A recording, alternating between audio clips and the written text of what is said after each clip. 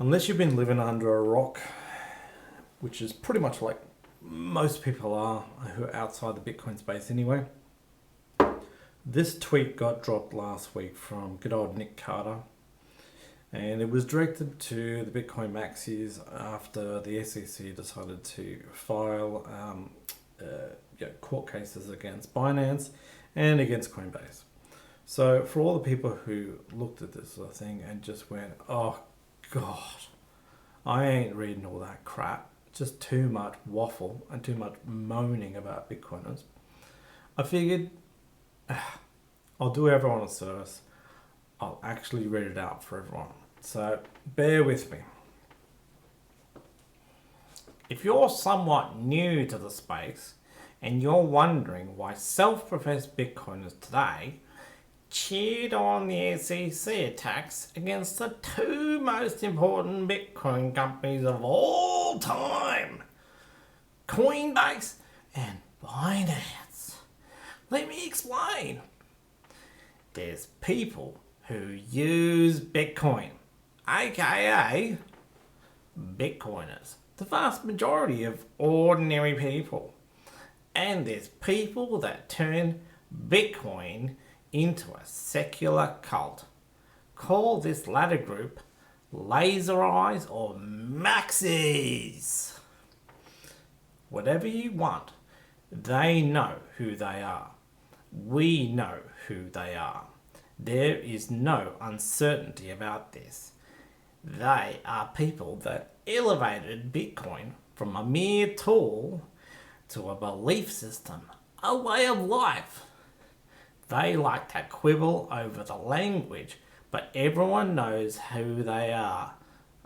Shit, I think he's talking about us.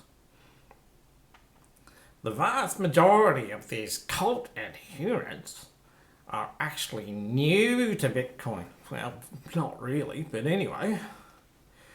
Look at their profiles. Mostly created 2021 and 2022. They are latecomers drawn in by the rally of 2021. And the promise of riches and endless price appreciation spun by gurus on Clubhouse during the COVID era. They believed in fallacies like the stock to flow model. Some did, some didn't, but anyway. They were also attracted to the idea that Bitcoin was not only financially sound, but morally superior too. It was better than the shitcoins, better than fiat, by merely teething, whatever the fuck that is, your Bitcoin every month. You could bring about a financial transformation to a fairer world. And when fiat and everything else collapsed, you'd be one of the chosen few to be the kings in the new world, a ruler among ruins. Isn't that what you want to be? That's the feeling I'm getting. So why aren't they giddy about the possible obliteration of Coinbase and Binance, who have collectively onboarded 100 million to 200 million individuals worldwide to crypto, and specifically Bitcoin. These are de facto crypto banks for the entire globe, and made owning Bitcoin easy and simple for tens and maybe hundreds of millions. That more than anyone, these two firms have made mainstream adoption of Bitcoin possible. Why would the laser eyes cheer government attacks against them? It's simple. The cultists are intellectually short crypto more than they are financially long Bitcoin. For the most part, they don't actually have meaningful economic upside in Bitcoin. Since they joined in 2021 to 2022, they mostly lost money in real terms, stacking sats. They think that they will eventually be rewarded for their piety. But for now, the amount of real goods they can buy with their sat hoard is actually dwindling. They aren't interested in Bitcoin adoption or usage of Bitcoin increasing worldwide because that's not what they're here for. They're here to find social kinship within a in-group of people that lives in a Bitcoin kind of way. They're here for the party, not for business. So what attracts these people to Bitcoin? Simply the secular cult. It's a way of life that live on in the margins of society. People that would otherwise be conspiracists, gold bugs, radical libertarians, etc. Generally, they're unhappy with the status quo and find it convenient to blame central bankers and interest rates, and ultimately fiat culture for everything wrong with society, whether this is financial cycles, debt, war, or even the far-fetching things like culture, art, food, or fertility. It's all the fault of government spending, inflation, and the debauching effect of fiat on society.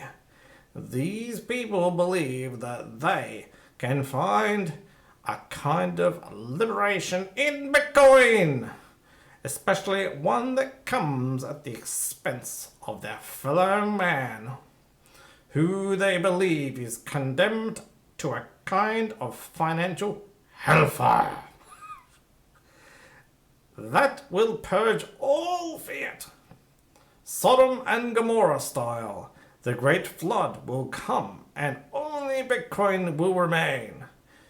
David Gerard once called the Laser-Eye religion an apocalyptic death cult, and he's mostly right. Well, good on you.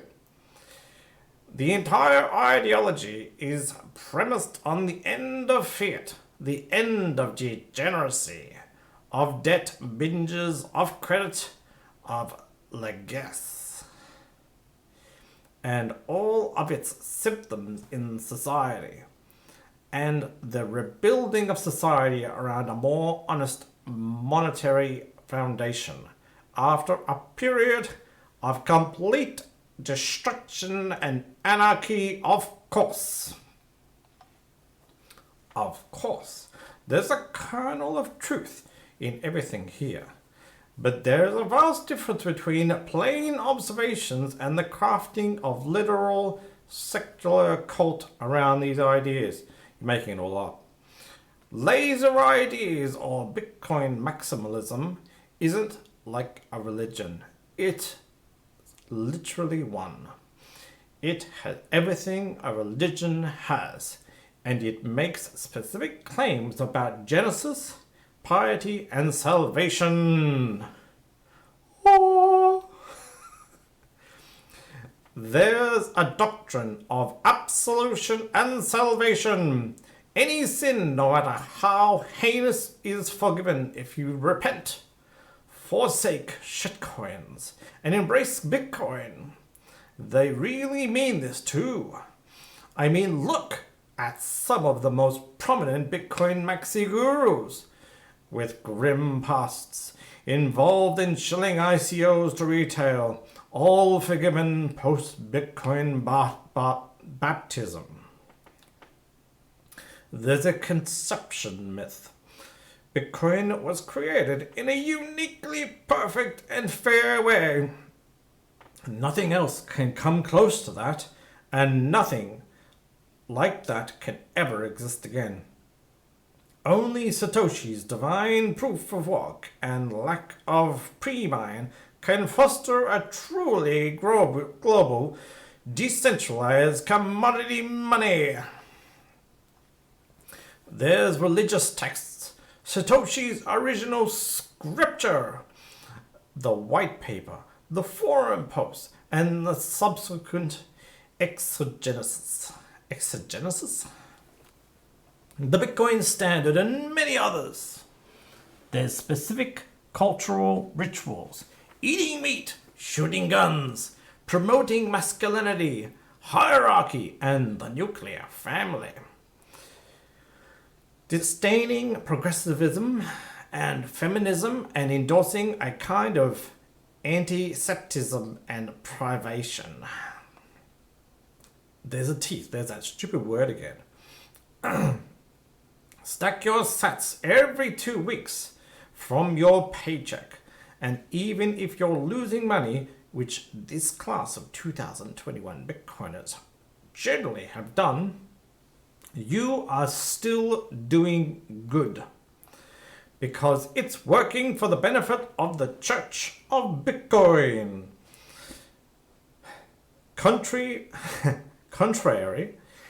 to what many people think, Bitcoinism isn't like the prosperity gospel strand of Christianity. In fact, it's the opposite. Laser-eye Bitcoiners actually celebrate privation, emphasizing the sacrifices they make to grow their Bitcoin stack. Think of it as a financial equivalent of religious fasting. This is also why they call themselves plebs, as a way of claim kinship with the working class little guy. Again, remember that these are latecomers. They needed to find a moral high ground over the established crypto elites that mostly made money from their participation in space, and the pure, underprivileged Bitcoin plebs. If you lack skills or a means to contribute to the industry or to make money from it, the best thing is to claim a kind of working class honest virtue by calling yourself a pleb and thus morally elevating yourself over the impure, money-grabbing, opportunistic elites, or the money-grabbing, opportunistic shitcoin shillers.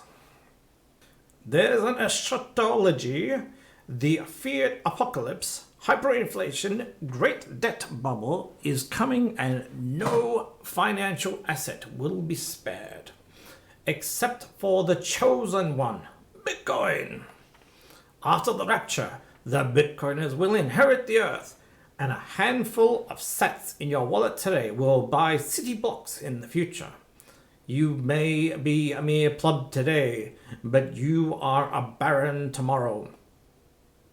These rituals, making the pilgrimage to El Salvador to make a lightning payment at McDonald's, sweltering in the heat of Bitcoin Miami to see your gurus spout platitudes on stage, paying some Twitter influencer $500 for a gristly cut of steak, listening to the same 6 podcast hosts, the same dozen guests week in, week out, trolling the no-coiners and the shitcoiners on Twitter, telling your own story of how you found Bitcoin and how it gave you structure and purpose after your divorce, recruiting new adherents to the cult. So what does this have to do with Binance and Coinbase? Well, even though these firms have done more for Bitcoin adoption than accessibility than literally any other companies in the entire industry history, they are impure because they listed other coins. They built what people wanted, and that's was tools and applications beyond just Bitcoin. The laser eyes harp about Brian Armstrong's early tweets about being focused on Bitcoin before he learned from the market that to survive he had to build what people actually wanted, not what a small minority of zealots insisted on. This is why you don't find any maxis building real companies, because to be a founder is to be forced to accept market realities, rather than trying to impose your ideology forcibly on the world.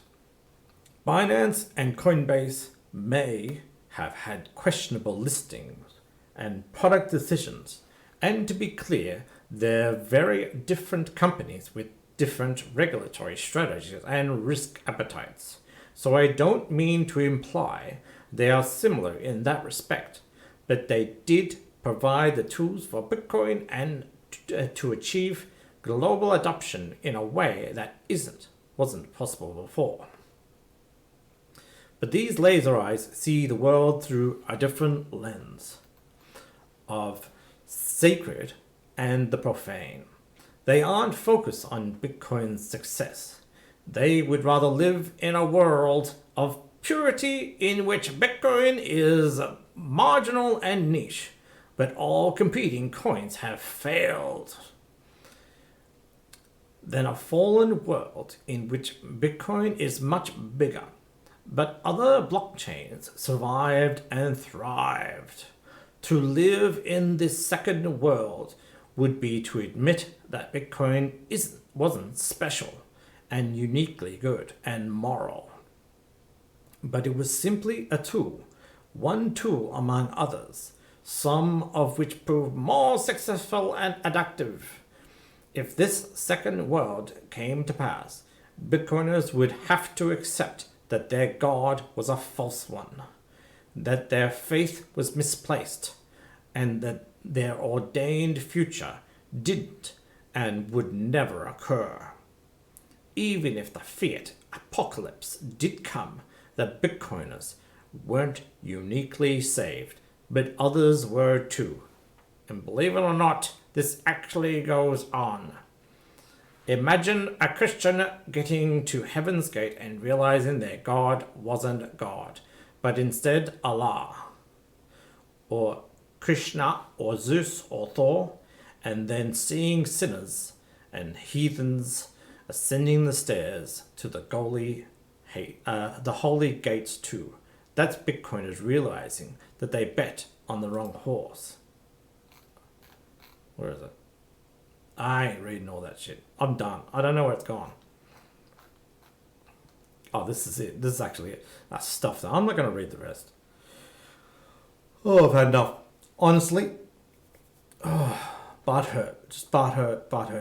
That's really all this is, really. The truth of the matter is that I don't know what the hell he's talking about. He's making broad brushing schemes, and he's not I think, I understand Binance and Coinbase, they want to make shitloads of cash to survive bear markets, but I mean, they put themselves in the position that they're in right today. They were the ones who decided to list all those bloody shitcoins, and they're now complaining that the SEC is coming after them. They put themselves there. We didn't put them there. They put themselves there, not us. So if Binance and Coinbase are getting sued by the SEC, but they went out there and listed coins they knew was dubious, it's their fault. Don't rub it on us.